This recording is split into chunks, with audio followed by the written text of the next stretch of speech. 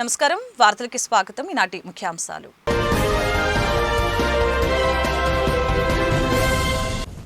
స్వచ్ఛ స్వర్ణాంధ్రప్రదేశ్ నిర్మాణానికి ముఖ్యమంత్రి చంద్రబాబు కృషి చేస్తున్నారని సెంట్రల్ నియోజకవర్గ ఎమ్మెల్యే బోండా ఉమామేశ్వరరావు స్పష్టీకరణ. రోడ్లపై చెత్త వేసే నిర్లక్ష్య ధోరణి ప్రజలు విడనాడాలని, నగరపాలక సంస్థ చేపట్టిన చెత్త సేకరణకి నగర ప్రజలంతా సహకరించాలని విజ్ఞప్తి.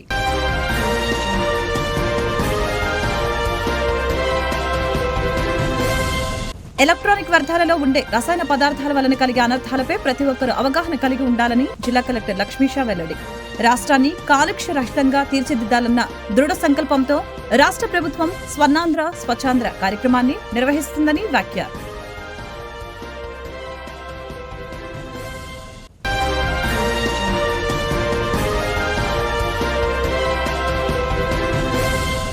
ఈస్టర్ పండుగను పురస్కరించుకుని ఆంధ్రప్రదేశ్ క్రైస్తవ ఐక్యవేదిక ఆధ్వర్యంలో రన్ ఫర్ జీసస్ కార్యక్రమం నిర్వహణ. పెద్ద ఎత్తున పాల్గొన్న క్రైస్తవ సంఘాలు మానవుల పాపాలను కడిగేందుకు యేసుక్రీస్తు సిలువలో ప్రాణాలను అర్పించారని ఫాదర్ తెలగతోటి జోసెఫ్ వెల్లడి.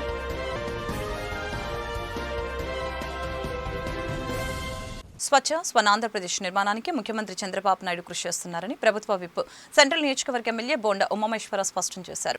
రోడ్లపై చెత్త వేసే నిర్లక్ష్య ధోరణి ప్రజలు విడనాడాలని, నగరపాలక సంస్థ చేపట్టిన చెత్త సేకరణకి నగర ప్రజలంతా సహకరించాలని విజ్ఞప్తి చేశారు. రాష్ట్ర ముఖ్యమంత్రి చంద్రబాబు నాయుడు గారి ఆదేశాల మేరకు ప్రతి 3వ శనివారం స్వర్ణాంధ్ర స్వచ్ఛాంధ్ర అని చెప్పి మన సెంట్రల్ నియోజకవర్గంలో 20 డివిజన్లు రాష్ట్రం మొత్తం కూడా అధికారులు ప్రజలు భాగస్వామ్యంతో నిర్వహించడం జరుగుతూ ఉంది.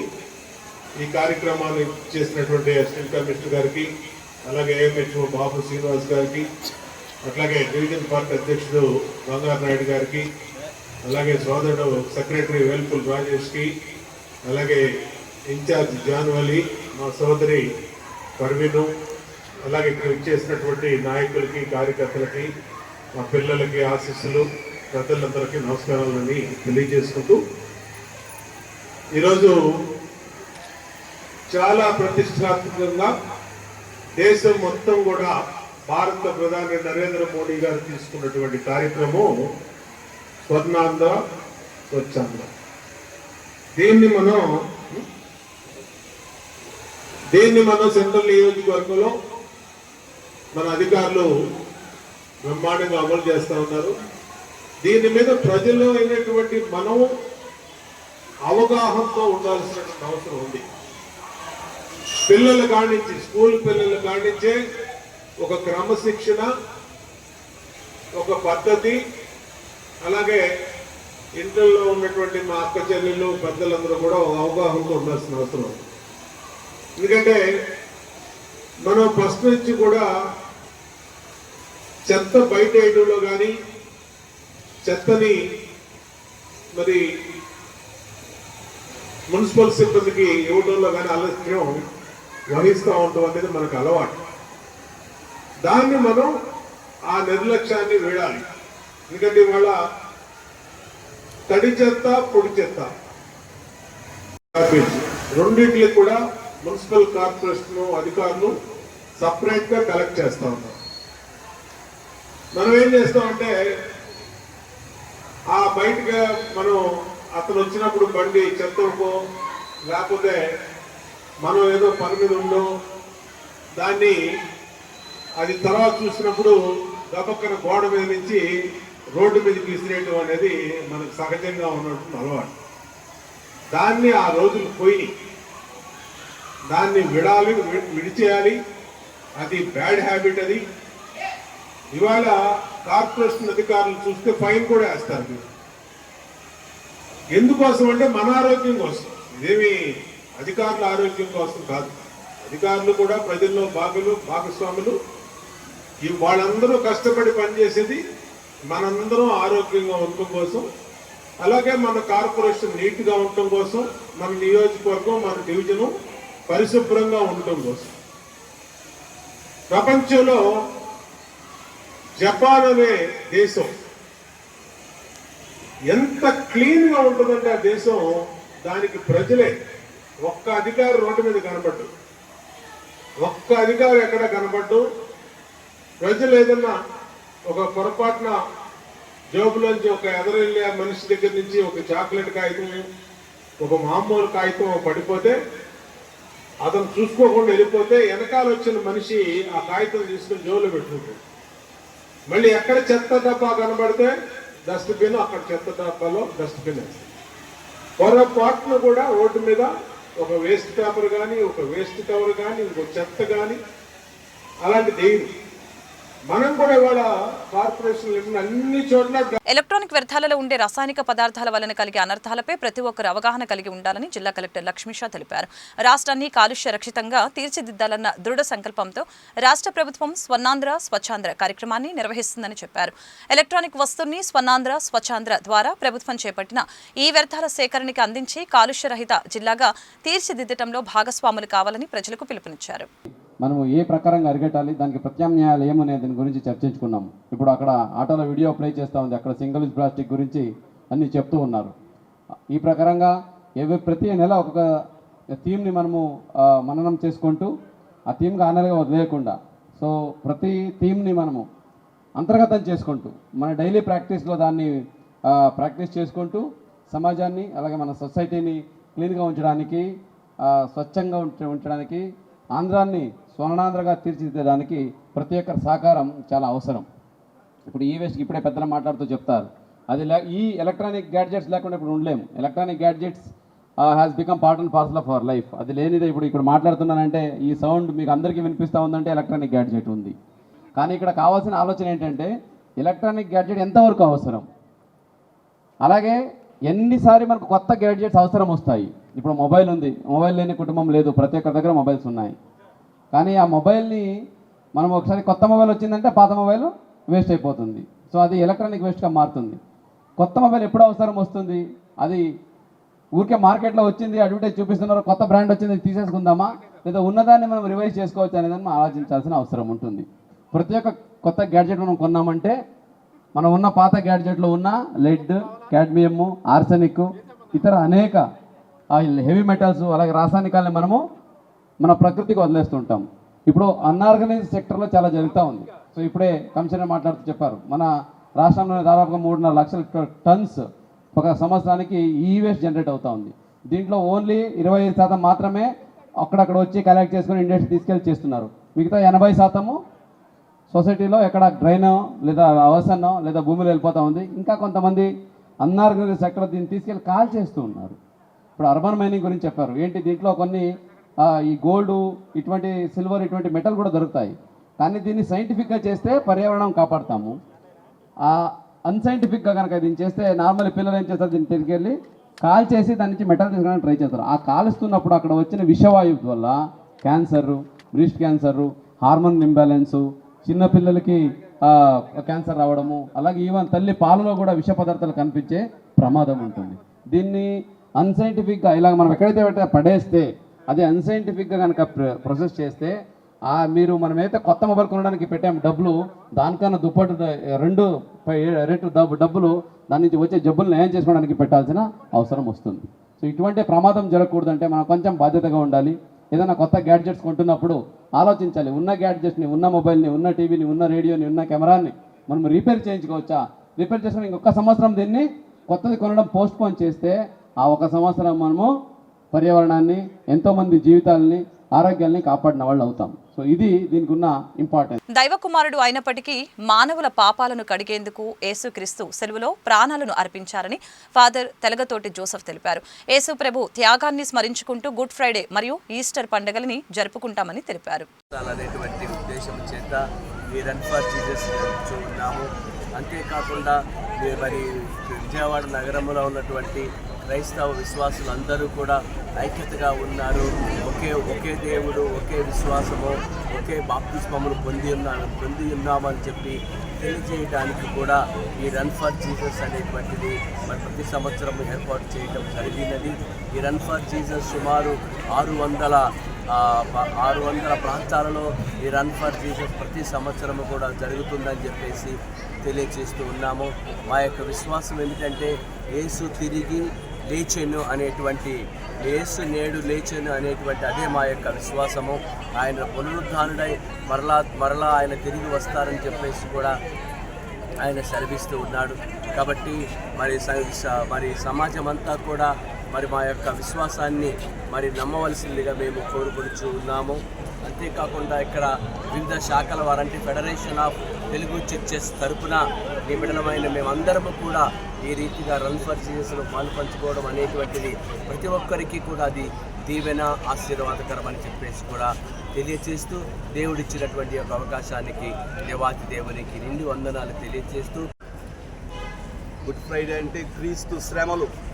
క్రీస్తు మా అందరి కొరకు పాపాల కొరకు తాను సిలువను మోసి తాను మరణించారు.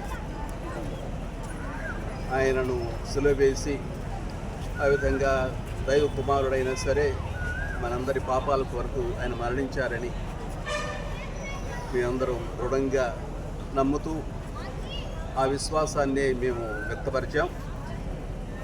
కానీ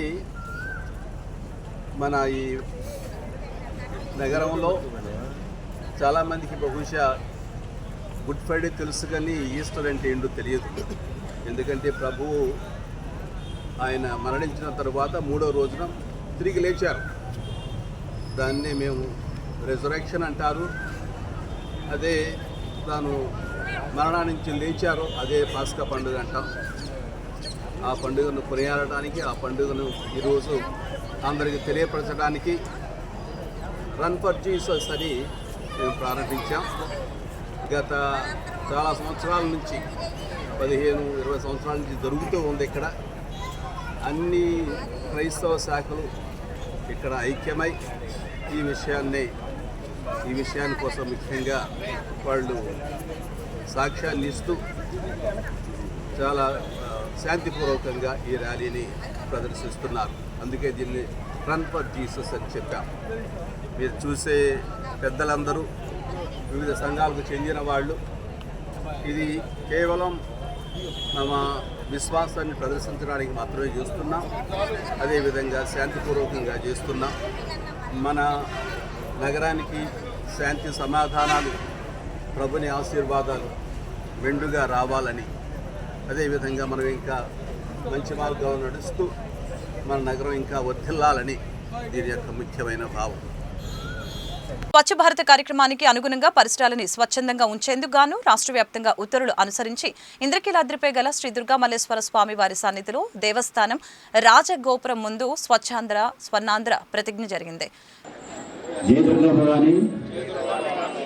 నేను నా పరిసరాల పరిశుభ్రత కొరకు ప్రతిరోజు కొంత సమయం కేటాయిస్తానని నా వంతు కృషిగా స్వచ్ఛత కార్యక్రమాల కొరకు శ్రమదానం చేసి పరిశుభ్ర ఆంధ్రప్రదేశ్ సాధించే సంకల్పానికి కట్టుబడి ఉంటానని ఈరోజు పరిశుభ్రత గురించి నేను వేసిన ఈ ముందడుగు ఆంధ్రప్రదేశ్ రాష్ట్రాన్ని పొడి చెత్త వేరు చేయడంపై తీర్చిదిద్దేటట్లు నా వంతు కృషి చేస్తానని ప్రమాణం చేస్తున్నాను. స్వర్ణాంధ్ర స్వచ్ఛాంధ్ర. జై దుర్గా భవాని.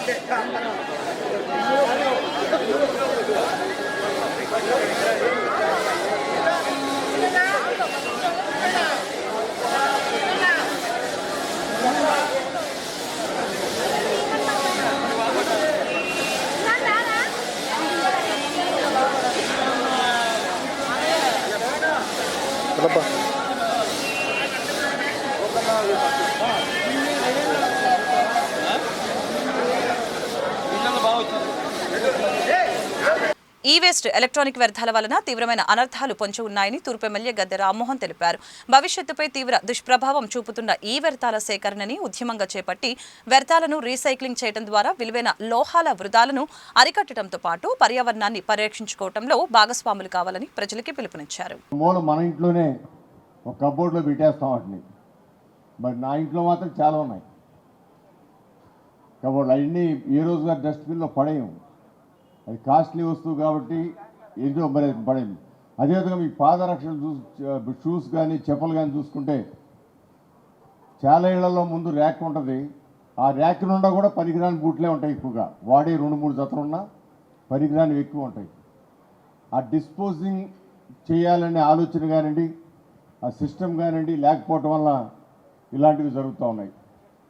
ఇవాళ ఇందాక మా కమిషనర్ గారు చెబుతూ ఉన్నారు, షూస్ కనుక మనకు వేస్ట్ చేయని కలెక్ట్ చేయగలిగితే దానిని చిన్న చిన్న మోడిఫికేషన్ చేసి అనేక మంది పేదవారికి అది తక్కువ రేటుతో ఇవి అందించవచ్చు అని కూడా చెబుతారు.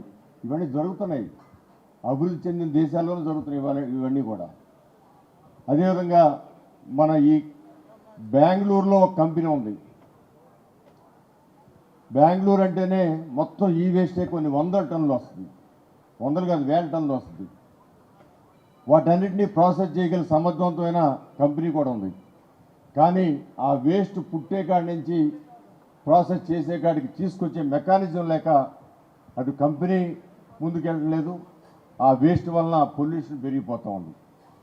సో ఇవన్నీ కూడా కాన్సెప్ట్లు, ఇది యథా రాజా తదా ప్రజ అన్నట్టుగా ఎప్పుడైతే నారా చంద్రబాబు నాయుడు గారు లాంటి వ్యక్తి ముఖ్యమంత్రిగా ఉంటారో ఇలాంటి నూతన విధానాలు అమల్లోకి వస్తాయి.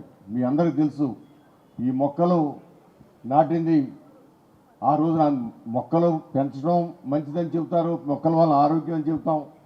కానీ అది మొక్క నాటాలనే ఆలోచన కల్పించిన వ్యక్తి 1995లో నారా చంద్రబాబు నాయుడు గారు ముఖ్యమంత్రిగా ఉండగా జన్మభూమి శ్రమదానం ఏ విధంగా ఈరోజు ప్రతి 3వ శనివారం ఈ యొక్క నూతన కార్యక్రమాల కోసం ఏర్పాటు చేశారో ఆ రోజున ప్రతి శుక్రవారం జన్మభూమి కార్యక్రమాన్ని, శ్రమదానం కార్యక్రమాన్ని, మొక్కలు నాటే కార్యక్రమాన్ని ఆ రోజున పెట్టడం జరిగింది. ఆ సమయంలోనే ఎక్కువగా మన కాలనీలో మొక్కలు పెట్టడం, మొక్కలను సంరక్షించుకోవాలని ఒక కాన్సెప్ట్.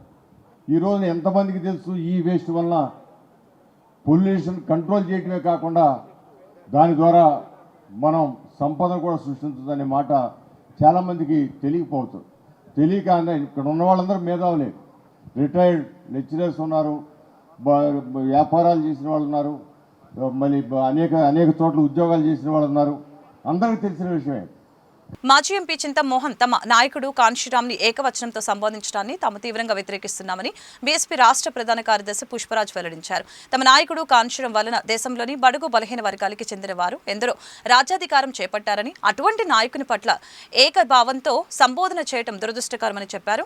ఈ వ్యాఖ్యలను చింతమోహన్ వెనక్కి తీసుకోవాలని డిమాండ్ చేశారు. విగ్రహాలు ఇంతకు ముందు 10 అడుగులు 20 అడుగులు ఉండేవి, అవి ఈరోజు 125 అడుగుల స్థాయికి వెళ్ళడం అనేది దాని వెనక ఎవరున్నారు అని చెప్పే సందర్భాన్ని పురస్కరించుకొని వాడు కాన్షీరామ్ అంటే కాన్షీరామ్ గారిని వాడు అనేటువంటి పదంతో సంబోధించడం బహుజన శ్రేణుల్లో తీవ్రమైనటువంటి బాధనే కాకుండా తీవ్రమైనటువంటి ఆగ్రహాన్ని కలగజేసింది. మరి అటువంటి మహా వ్యక్తిని, ఇంకో విషయం చెప్పాలంటే మాన్య శ్రీ కాన్షీరామ్ గారంటే వార్డు మెంబర్ కూడా కాలేనటువంటి ఎస్సీ ఎస్టీ బీసీ మైనారిటీని ఎమ్మెల్యేలుగా, ఎంపీలుగా, మంత్రులుగా, ముఖ్యమంత్రులుగా చేసినటువంటి ఘనత మాన్య శ్రీ కాన్షీరామ్ గారు. ఒక సాధారణ మహిళ, ఒక సాధారణ షెడ్యూల్ కులాలకు చెందినటువంటి మహిళ బెహన్ కుమారి మాయావతి గారిని ఉత్తరప్రదేశ్ రాష్ట్రానికి, భారతదేశంలోనే అతిపెద్ద రాష్ట్రమైనటువంటి ఉత్తరప్రదేశ్ రాష్ట్రానికి 4 సార్లు ముఖ్యమంత్రి చేసిన ఘనత కూడా మాన్య శ్రీ కాన్షీరామ్ గారికి దక్కుతుంది. ఎందుకంటే డాక్టర్ బాబాసాహెబ్ అంబేద్కర్ గారి మరణం తర్వాత ఫూలే అంబేద్కర్ ఉద్యమాన్ని జాతీయ స్థాయిలో నిర్మించి ఈ ఎస్సీ ఎస్టీ బీసీ మైనారిటీలకి ఒక జాతీయ పార్టీ అయినటువంటి బహుజన్ సమాజ్ పార్టీని అందించి మరి ఎందరినో రాజకీయ నాయకులుగా తీర్చిదిద్దినటువంటి ఘనత మాన్యశ్రీ కాంశీరామ్ గారు. ఏ ఇతర పార్టీల్లో చెంచాలుగా అనేక మంది పనిచేస్తున్నటువంటి కాలంలో కూడా వాళ్ళ సొంత కాళ్ళ మీద ఎమ్మెల్యేలుగా, ఎంపీలుగా, మంత్రులుగా గెలిచేటువంటి అవకాశాలని మాన్యశ్రీ కాంశీరామ్ గారు దేశవ్యాప్తంగా ఉన్నటువంటి ఎస్సీ ఎస్టీ బీసీ మైనారిటీలకు కల్పించడం జరిగింది. అంతేకాకుండా ఇదే చింతామోహన్ గారి విషయంలో మాన్యశ్రీ కాంశీరామ్ గారు ఎంతటి ఔదార్యాన్ని ప్రదర్శించారో మీకు ఒకసారి గుర్తు చేయాలి. మాన్యశ్రీ కాంశీరామ్ గారు రైతాంగ ఉత్పత్తులకి చట్టబద్ధ ఎంఎస్పీ సాధించేందుకు దేశవ్యాప్త ఆందోళన సాగించాలని అఖిల భారత కిసాన్ సభ జాతీయ మహాసభ పిలుపునిచ్చిందని రైతు సంఘం రాష్ట్ర అధ్యక్ష ప్రధాన కార్యదర్శులు జి ఈశ్వరయ్య, కేవీబీ ప్రసాద్లు వెల్లడించారు. అమెరికా అధ్యక్షుడు డొనాల్డ్ ట్రంప్ విధానాలతో భారత వ్యవసాయ రంగంపై భారం పడుతుందని స్పష్టం చేశారు. నమస్కారం. అఖిల భారత కిసాన్ సభ జాతీయ మహాసభలో తమిళనాడు రాష్ట్రం నాగపట్నంలో 3 రోజుల పాటు జరిగాయి.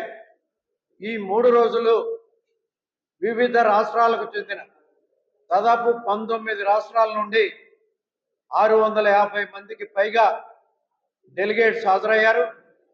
వివిధ రాష్ట్రాల్లో రైతాంగం పండించేటువంటి పంటలు, ఆయా రాష్ట్రాల్లో ఉండేటువంటి మద్దతు ధరలు, ఏ రకంగా రైతాంగం మరి ఈ పంటల్ని అమ్ముకునేటువంటి మార్కెట్ చేసుకునేటువంటి సమయంలో వస్తున్నటువంటి ఇబ్బందులు, అదేవిధంగా కేంద్ర ప్రభుత్వం రైతాంగాన్ని ఏ రకంగా ఇబ్బందులు పెడతా ఉంది, అదేవిధంగా ఇటీవల అమెరికా అధ్యక్షుడు డొనాల్డ్ ట్రంప్ ఏదైతే మన దేశం మీద భారీ స్థాయిలో సుంకాలు వేశారో ఆ సుంకాల యొక్క ప్రభావం మన వ్యవసాయ రంగం మీద, వ్యవసాయ ఉత్పత్తుల మీద ఏ రకంగా పడతా ఉంది అనేటువంటి అనేక అంశాలని ఈ 3 రోజులు జరిగినటువంటి మహాసభల్లో మరి చర్చించడం జరిగింది. భవిష్యత్తు కార్యాచరణ, అదేవిధంగా వివిధ అంశాల మీద తీర్మానాలు కూడా ఆమోదించి వాటి మీద భవిష్యత్తు కార్యాచరణకి సమాయత్తం కావాలనేటువంటి నిర్ణయం జరిగింది. దానికి సంబంధించినటువంటి వివరాలు మీ అందరి ద్వారా, మీ ద్వారా మరి మన రాష్ట్రంలో ఉండేటువంటి రైతాంగానికి తెలియజేయాలనేటువంటి దాంతో ఈ సమావేశాన్ని నిర్వహించడం జరుగుతూ ఉంది. ఇవాళ కేంద్ర ప్రభుత్వం వార్తలు ముగించే ముందు ముఖ్యాంశాలు మరొకసారి.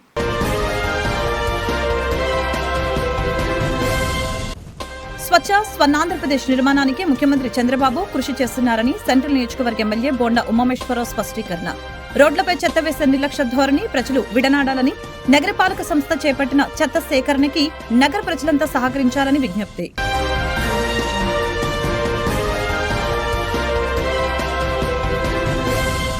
ఎలక్ట్రానిక్ వ్యర్థాలలో ఉండే రసాయన పదార్థాల వలన కలిగే అనర్థాలపై ప్రతి ఒక్కరూ అవగాహన కలిగి ఉండాలని జిల్లా కలెక్టర్ లక్ష్మీషా వెల్లడి. రాష్ట్రాన్ని కాలుష్య రహితంగా తీర్చిదిద్దాలన్న దృఢ సంకల్పంతో రాష్ట్ర ప్రభుత్వం స్వర్ణాంధ్ర స్వచ్ఛాంధ్ర కార్యక్రమాన్ని నిర్వహిస్తుందని వ్యాఖ్య.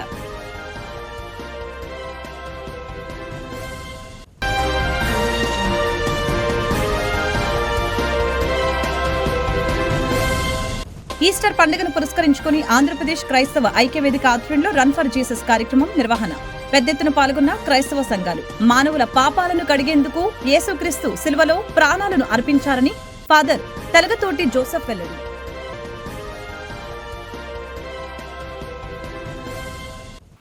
ఈ వార్తలు ఇంతటితో సమాప్తం. మరొక బులెటిన్లో మళ్ళీ కలుద్దాం. నమస్కారం.